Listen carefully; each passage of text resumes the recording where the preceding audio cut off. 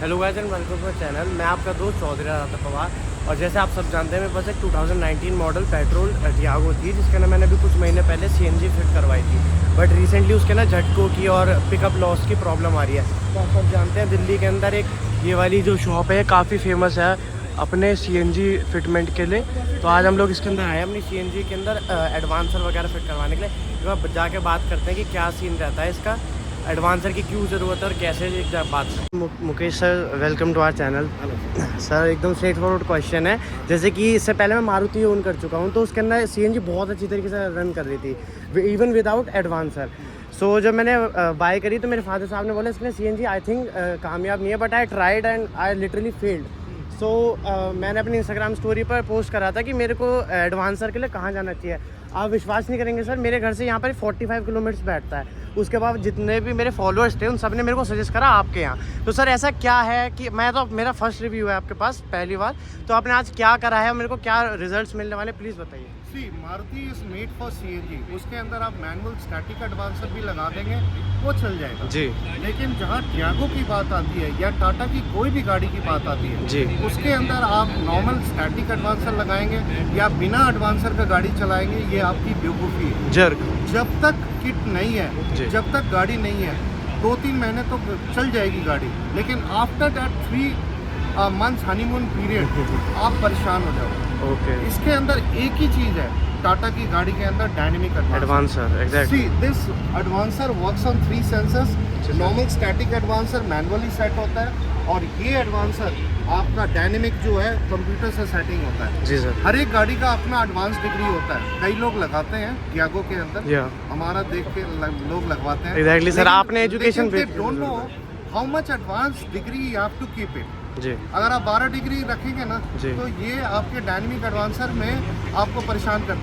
देगा। आप फिर कहोगे कि मैंने डायनेमिक लगवा के भी परेशान हूँ। तो it all depends on the knowledge and experience of the fitter, what kind of मतलब नॉलेज ही है आफ्टर पुटिंग दैट स्टफ। जी। और उसके बाद उसको पता होना चाहिए कि उसको कितना एडवांस रखना है, आपकी गाड़ी का किट का कितना मैप रखना है, आपके नोजल साइज कितना mm रखना है। ये सब चीज़ पे ध्यान। देखो हम गाड़ी को कामयाब क्यों करते हैं, हम गाड़ी पे रूट पे जाते हैं। जी।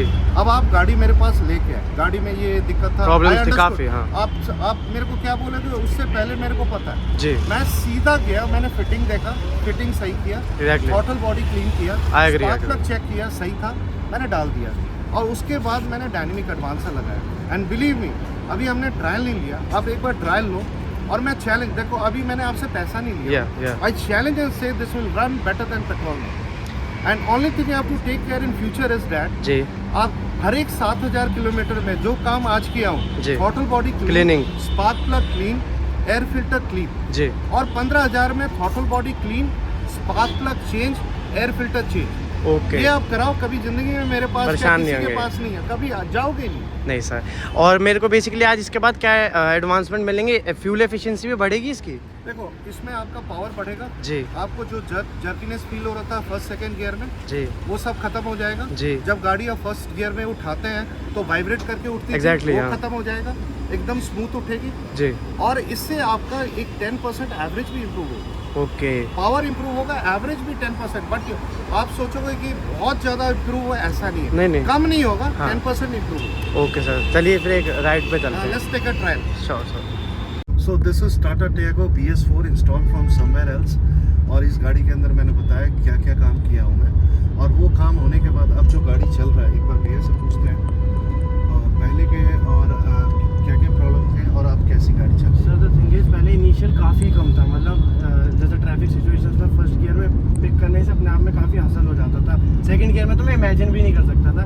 मेरा फर्स्ट गियर में भी काफ़ी रेस दे के उठाना पड़ता था, जर्क आ रहे हैं, पार्किंग में खड़ी है तो आरपीएम फ्लक्चुएशंस भी बहुत कॉमन थी इसके साथ। बट अब जैसे इनिशियली मैं पिक करने की कोशिश कर रहा हूँ, और पहले ये था कि इसके आरपीएम चढ़ने में ये अपना स्वीट टाइम लेती थी चढ़ने में, लेकिन अब काफ़ी कन्वीनियंटली चढ़ पा रही है। जैसे मेरे को वो याद आ गया जब फर्स्टली मैं अपने टियागो लाया था, तो उस टाइम पे जब पेट्रोल पे जिस तरीके से चली करती थी वही वाली वाइब आ रही है। मतलब कहीं से भी वो कॉम्प्रोमाइज़ होता है ना, कि जब सीएनजी लगवाई थी जब ये था कि कॉम्प्रोमाइज़ होगा, अब वो फील नहीं हो रहा। बेसिकली काफ़ी कन्वीनियंट फील हो रहा है। मेरा यही स्लोगन होता है जी, जब मैं किट लगाता हूँ मैं हमेशा कहता हूँ without any compromise you are going to save 50% of the money. अब आज से आपका जो है ना, मतलब गाड़ी का लाइफ बन गया है। अब आज बाद से आप गाड़ी जब चलाओगे ना, जिस मर्जी को आप ओवरटेक करने का आप सोच सकते हो, कोई दिक्कत पहले नहीं। बहुत दिक्कत आती थी, मतलब ओवरटेकिंग तो मेरे लिए अपने आप में एक हसल थी। मेरे को हमेशा डाउन शिफ्ट और फ्लाईओवर पे चढ़ना, मतलब आप समझ नहीं सकते, हमेशा डाउन शिफ्ट करके चलानी पड़ती थी। बट अब जनरली बहुत ज़मीन आसमान का फ़र्क कहूँगा। और मतलब मैंने कभी नहीं सोचा था हमारी मारुति तो चल सकती है इस तरीके से CNG पे, एनी डे हमारे घर में मारुति इस तरीके से चल जाती है, बट मेरी टाटा इस तरीके से इतनी स्मूथ पिक होएगी और इतनी इनिशियल बेटर हो जाएगा, कभी नहीं सोचा था। ये देखो आइडल में कोई फ्लक्चुएशन नहीं है, मतलब इतनी देर में जैसे खड़े हैं ना तो ऊपर नीचे होना शुरू हो जाता है, स्टेबल है। बस आगे के लिए आपको जो ध्यान रखना, हर एक 7,000-8,000 किलोमीटर पे थ्रॉटल बॉडी खोल के साफ, स्पार्क प्लग खोल के साफ, एयर फिल्टर झाड़ दो। 15,000 पे थ्रॉटल बॉडी खोल के साफ, spark plug change, air filter change. बस ये किसी भी मैकेनिक से 400-500 रुपये लेगा, कोई मैकेनिक कर देगा। No need to go to Tata, जी जी, कोई मैकेनिक कर देगा। Thank you so much, extremely satisfied. Thank you. Several months later. तो आज फाइनली गाइज एडवांसर लगवाए हुए हो चुके हैं मेरे को 3 महीने के आसपास, और 3,500-4 हज़ार किलोमीटर मैंने एडवांसर के बाद चला ली है गाड़ी। तो मैं एक अच्छा ओनरशिप तो क्या मतलब हाँ एक्सपीरियंस दे सकता हूँ। तो मैं बता दूं, मेरी गाड़ी में पहले RPM फ्लक्चुएशन की काफ़ी ज़्यादा दिक्कत थी। अभी आप देख सकते हो करंटली RPM फ्लक्चुएशन की तो कोई दिक्कत है नहीं, ठीक है। CNG में इस टाइम स्टार्ट है ये। और जो मेरी पावर लॉस की दिक्कत थी, इन गियर एक्सीलरेशन काफ़ी दब गया था इस गाड़ी का। अब जैसे टाटा जैसी गाड़ियाँ हैं, टाटा, स्कोडा, और अक्सर मैं देखा VW वगैरह के अंदर भी लोग CNG वगैरह लगता है, रेनो हो गई, और महिंद्रा की वह KUV करके थी, रेनो वो थी, मतलब डैटसन रेडियो वगैरह, इस तरीके की जो थोड़ी पेचीदा गाड़ियाँ हैं ना, इनके अंदर मतलब मारुति और Hyundai are made for CNG, ये तो आप कह सकते हो। लेकिन काफ़ी जो इनके अंदर प्रॉब्लम थी मेरी गाड़ी के अंदर, जो स्पेसिफिकली थी पिकअप की और ये पावर, ये फ्लक्चुएशन, RPM फ्लक्चुएशन, ये दोनों ही रिजॉल्व हो गई हैं। ओवरऑल मेरे को 6,000 रुपये की मेरी इन्वेस्टमेंट रही है डायनेमिक एडवांसर के ऊपर, जिसके अंदर मेरी दोबारा से फिटिंग वगैरह भी हुई। तो मेरे को तो जो शॉप थी वहाँ का भी काफ़ी अच्छा एक्सपीरियंस रहा। मैं तो 10 में से 9 मार्क्स पूरे दूंगा। 1 मार्क्स भी इसलिए नहीं दूंगा क्योंकि मुझे बीच में एक बार दोबारा से जाना पड़ा था CNG की सेटिंग वगैरह करवाने के लिए, क्योंकि बारिश के मौसम में पता नहीं कुछ दिक्कत हो गई थी। तो उसके अलावा तो मैं सेटिस्फाइड हूँ गाड़ी के साथ भी, और जो आफ्टर मार्केट CNG भी है। अब बात कर लें पिकअप का, तो भाई पिकअप में पहले 70% पिकअप था, अब 100% पिकअप है।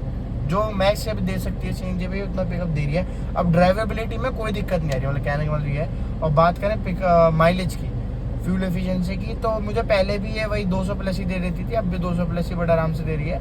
और मतलब फ्यूल एफिशिएंसी में तो देखो कुछ ज़्यादा फर्क पड़ा नहीं। हाँ, ये मान लो पर सिलेंडर 5, 10, 15 किलोमीटर का फ़र्क हो गया, इसे तो मैं नेग्लिजिबल ही मानता हूँ। लेकिन हाँ, डेफिनेटली थोड़ा सा मतलब बड़ा तो है। बाकी मैं तो डेफिनेटली आप लोगों को सजेस्ट करूँगा, क्योंकि मैं खुद इतना ज़्यादा परेशान था बाहर की CNG से। तो अगर आपकी गाड़ी में बाहर की CNG है, भले ही वो मारुति हो या हुंडई हो, लेकिन एक डायनेमिक एडवांसर तो अपनी गाड़ी को ज़रूर दो यार। जनरली गाड़ी की वो चाल सब कुछ चेंज हो जाती है। तो मेरी तरफ से तो वेल रिकमेंडेड ही है।